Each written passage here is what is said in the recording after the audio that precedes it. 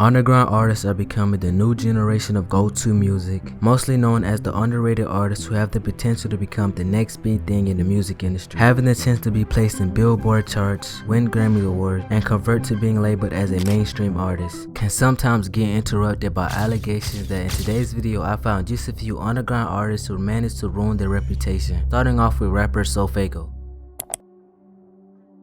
Growing up inside Atlanta, Sofago had a passion for his music around the ages of 8 or 9 years old, but would heavily begin to pursue his music career in his teenage years and record through a software called GarageBand. It is not known to when he first began posting his music, but have songs reposted onto YouTube claiming to be posted around 2015 that was released under the name of Young Santos. I don't fill my head with all these lies. Close the door, this ain't the right time. I sit on the bed. That would eventually change to Traviness around 2017, but after dropping multiple songs through 2015 and 2017, he would mostly promote his music using a video game called Roblox. In 2018, he would officially change his name to Sofago and would release his first put together EP called We All Aliens, that gained him to have a local fan base that also led him to being discovered by Taz Taylor, the founder of the record label that's called Internet Money, who offered to sign him to the label, in which Sofago respectfully declined.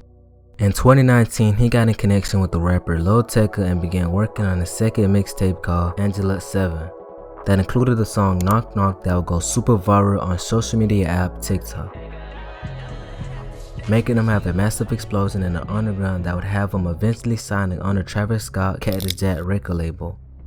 On his Twitter page, he announces the album Pink Hearts on February 17 of 2021, then began teasing the album.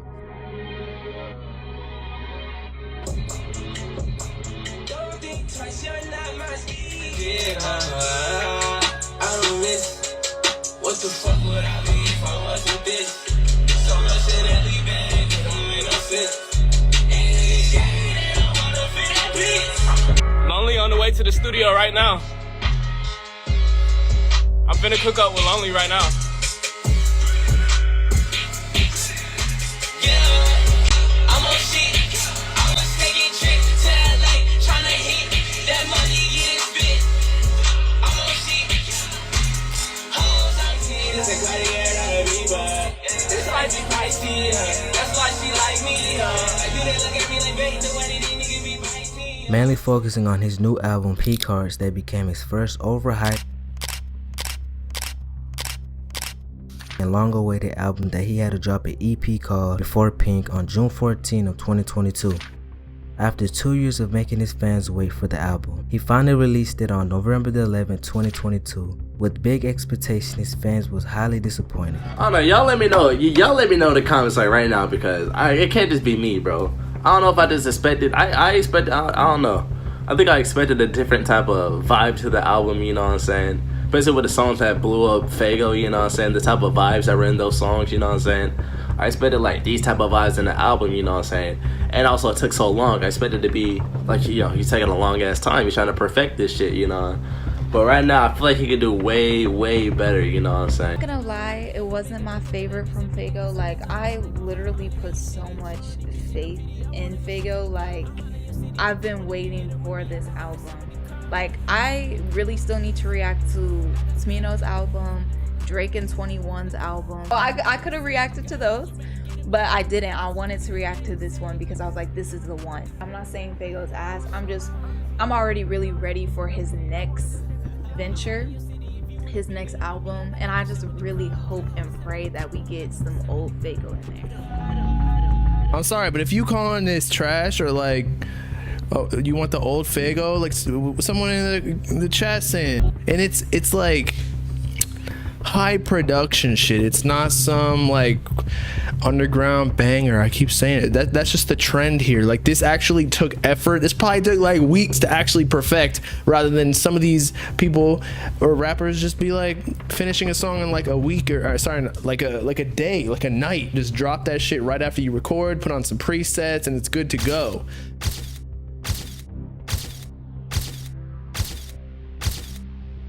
That he only sold 7,000 copies his first week of his release, causing his career reputation to drop, but still has a chance to revive it, better than the rapper TJX6.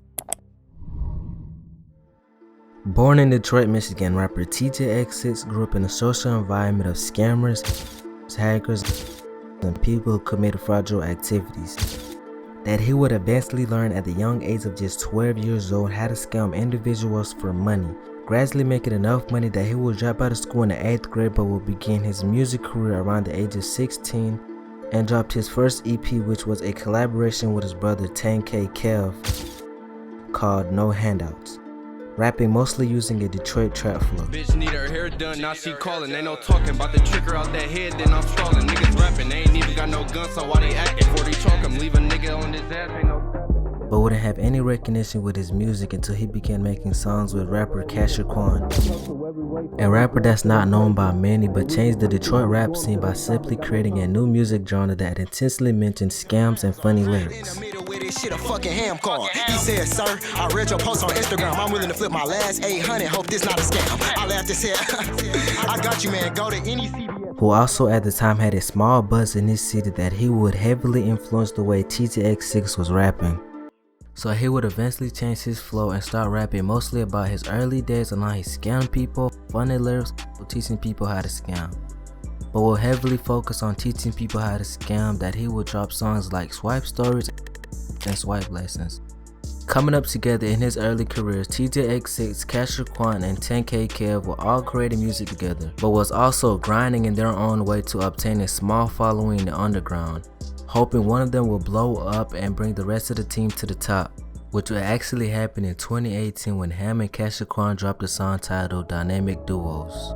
I'm mad as hell cause Spirit delayed my flight. Me and TJ had a show in Miami, go to tonight. Just got an op address, we gon' go tonight. A couple days later, they was posting this nigga Candlelight. He wasn't even from the hood, he was from Sterling Heights. Really knock a nigga out and go viral. That became the start of his rise to fame, but wasn't there yet until he dropped his notorious song that really blew him up called Dark Web.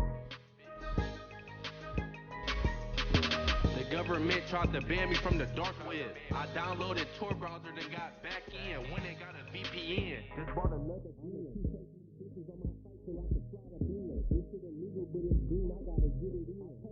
that massively hit the YouTube algorithm and became a life changer that got him noticed by the mainstream and was quickly signed under the label TF Entertainment around 2019.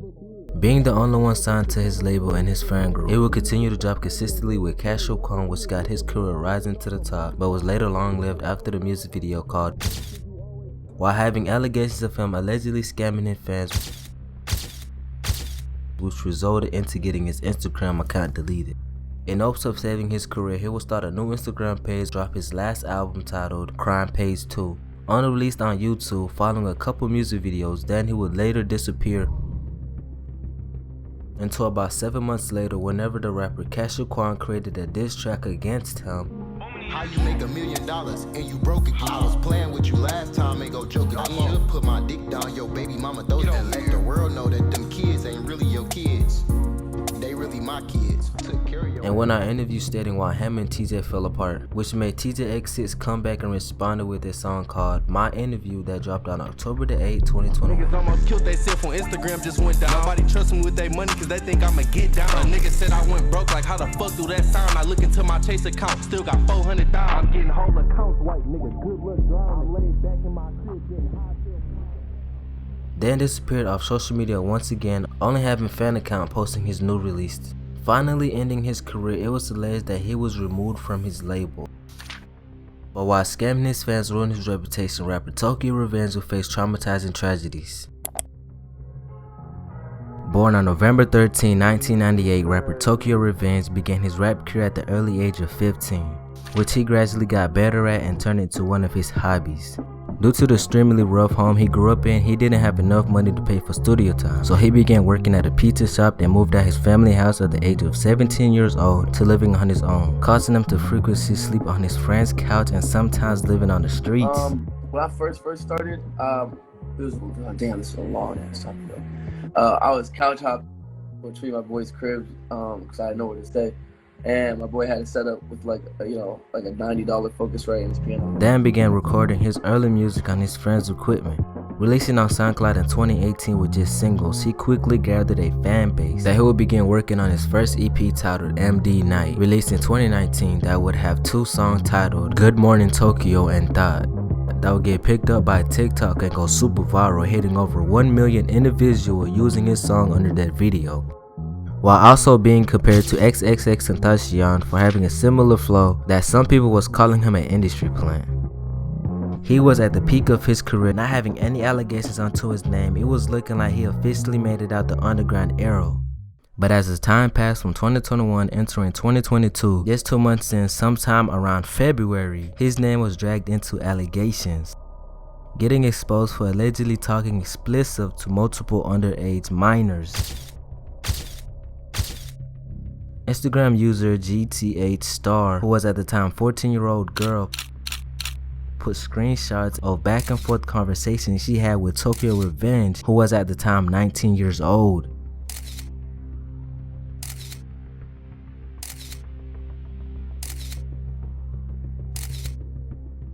In disbelief, multiple YouTubers was quick to discover the story and calling him out for his actions. Shit. Really think about it. You are on a level where you could get any woman you want. And you talk to these young girls, these little girls, bruh. These little girls. I'm not only talking to Tokyo. I'm talking to every other fucking up-and-coming artist that listens to me and begs me for, yo, can you react to this? Can you, yo, my nigga. Can you react to me telling you to stop talking to these little ass kids? Can you react to that? Can you react to what happens when the cops come in and investigate this shit and what's gonna happen to you? Can you react to the law, my nigga? Knowing he couldn't beat the allegation, his management team managed to get Twitch streamer Dante to delete his YouTube video that he had him talking about the situation. He would eventually try to apologize on Instagram Live. As someone who's part of the community and part of being a pillar in the community, I want it to be my responsibility to be in the community, to discuss stuff like this, and to make sure that it's a safe community for everyone who's in the community. But comparing his perverted action to the rapper SSG Kobe is in fact worse than what you can imagine. Coming out of Louisiana, rapper SSG Kobe began making music in 2018 at the early age of 15, after being influenced by his cousins who was making music at their home studio. Starting off, he was nervous about sharing his music by the fear of not being appreciated by his local community. He eventually got past that and would start posting onto SoundCloud around 2019, and would begin gradually receiving the attention of thousands of listeners, and would eventually get recognized by an influencer that goes by the name of Zach Ba, who was able to help Kobe into the world of fame using his creative direction. It was in a matter of time before things started taking off for SSG Kobe after the song called Threats.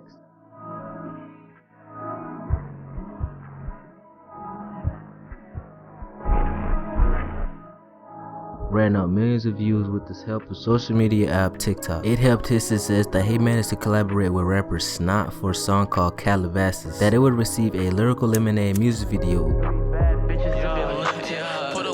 that is currently at 6.7 million views. Months later, he have another song titled Amon A, directed by Cole Bennett, that was released on Lyrical Lemonade, reaching over 5.2 million views. His career was heading to the top throughout 2022, being a guest appearance in a Summer Smash live show, and going on tour with rapper Young Chris on a 15-city tour produced by Rolling Loud, while also having an anticipated album titled For You EYA, ready to be released around December of 2022 or early 2023, would eventually get put on pause completely after a female underground artist by the name of Cash Kenny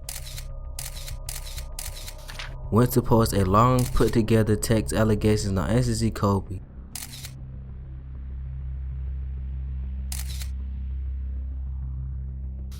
Stating that he allegedly forced her into having sexual intercourse, that had fans not believing it was real and was hoping that it was false allegation, until one of SSG Kobe's manager posted 2 Instagram stories saying,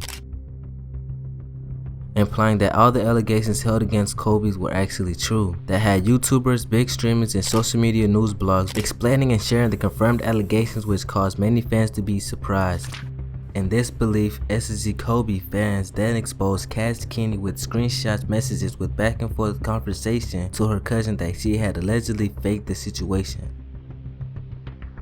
but quickly got debunked after she responded with proof that the messages with her and her cousin was fake.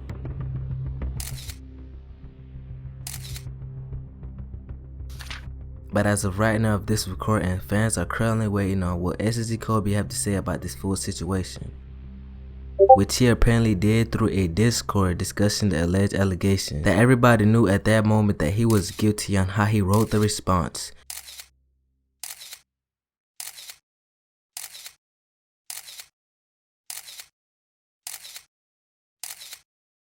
But in the meanwhile, y'all go follow my Instagram, SadXLean.